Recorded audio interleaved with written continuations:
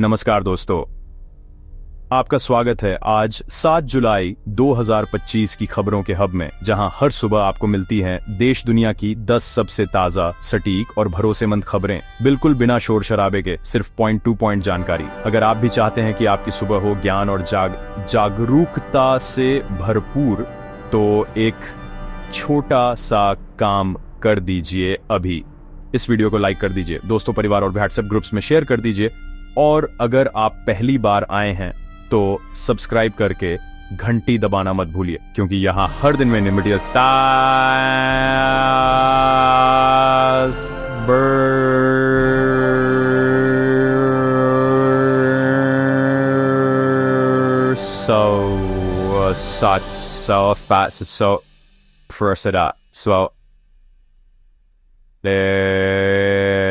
और सबसे क्लियर अंदाज में।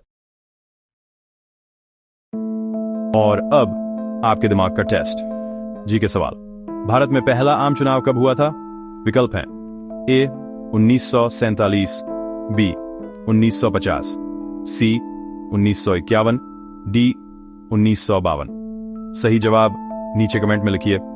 सही जवाब देने वालों को मिलेगा डिजिटल सर्टिफिकेट और अगले वीडियो में स्पॉटलाइट, शाउट आउट।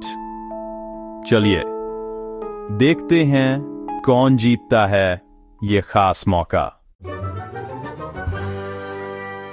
तो चलिए बढ़ते हैं आज की 10 सबसे बड़ी खबरों की तरफ। पहली खबर, प्रधानमंत्री मोदी अर्जेंटीना पहुंचे। प्रधानमंत्री नरेंद्र मोदी त्रिनिदाद और टोबैगो के दौरे के बाद आज अर्जेंटीना के ब्यूनस आयर्स पहुंचे, जहां उन्हें राष्ट्रपति अल्बर्टो फर्नांडीज ने राष्ट्रपति भवन में आदर सत्कार के साथ स्वागत किया। मोदी फर्नांडीज वार्ता का मुख्य एजेंडा दोनों देशों के बीच कृषि, ऊर्जा और डिजिटल सेवा साझेदारी को तेज करना है। विशेष रूप से लिथियम और जिंक संसाधन पर सहयोग पर विचार होगा तथा 15,000 करोड़ रुपए के निवेश समझौते पर हस्ताक्षर होने की उम्मीद है। विदेश मंत्रालय ने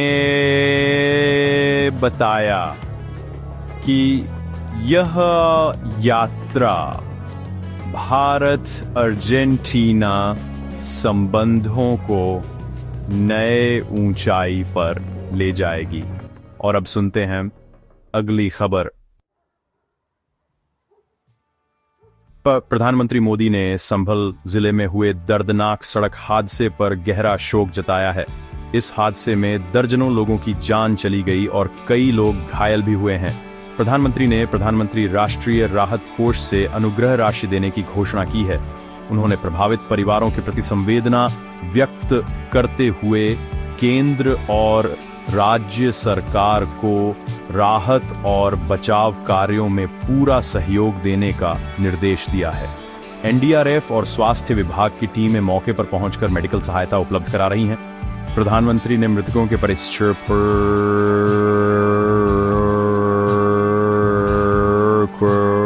आर्थिक सहायता और पुनर्वास का भी आश्वासन दिया है, ताकि वे इस त्रासदी की चोट से जल्दी उबर सकें।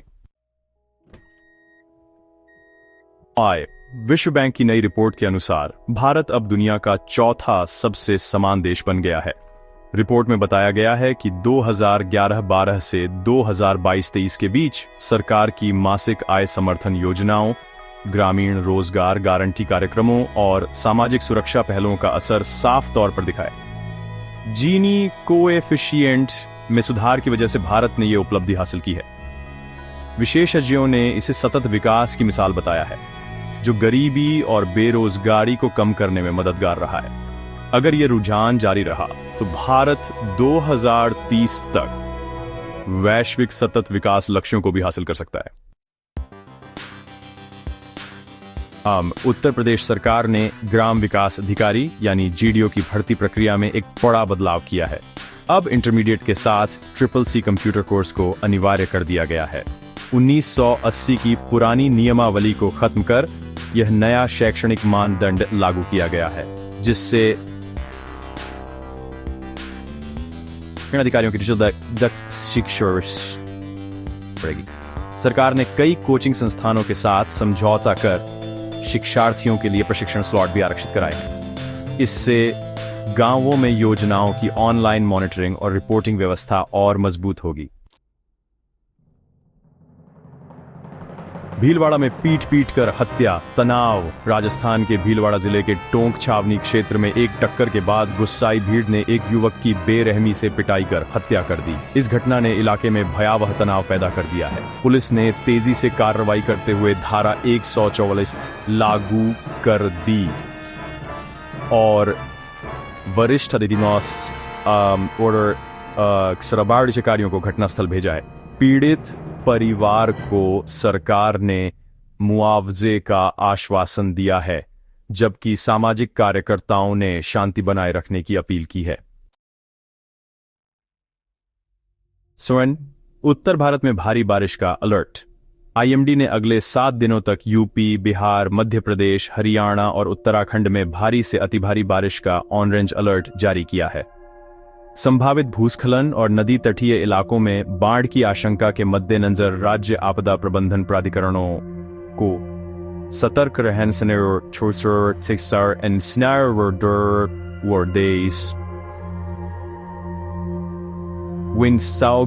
है। स्थानीय प्रशासन ने राहत शिविर तैयार कर दिए हैं और एनडीआरएफ टीमों को तैनात किया है। नागरिकों को ऊंची जगहों पर शिफ्ट होने और फ्लड जोन से दूर रहने की सलाह दी गई है। बिहार चुनावी हलचल तेज। बिहार में आगामी विधानसभा चुनाव की तैयारियां जोरों पर हैं। प्रमुख दल आरजेडी, जेडीयू, बीजेपी, कांग्रेस अपने घोषणा पत्र और उम्मीदवार सूची पर अंतिम मोहर लगा रहे हैं। हाल के रुझानों के मुताबिक युवा वोट बैंक और समाजवादी गठबंधनों का समीकरण महत्वपूर्ण रहेगा।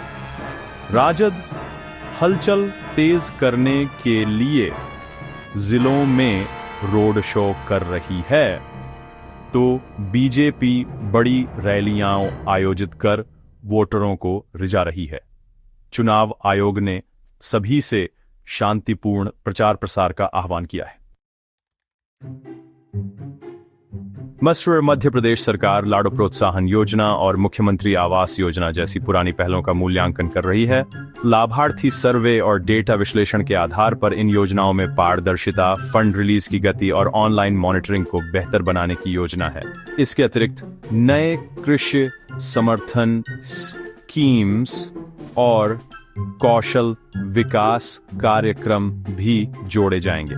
प्रस्तावित बदलावों से राज्य में योजनाओं का लाभ सीधा लोगों तक पहुंचेगा और भ्रष्टाचार की संभावना कम होगी।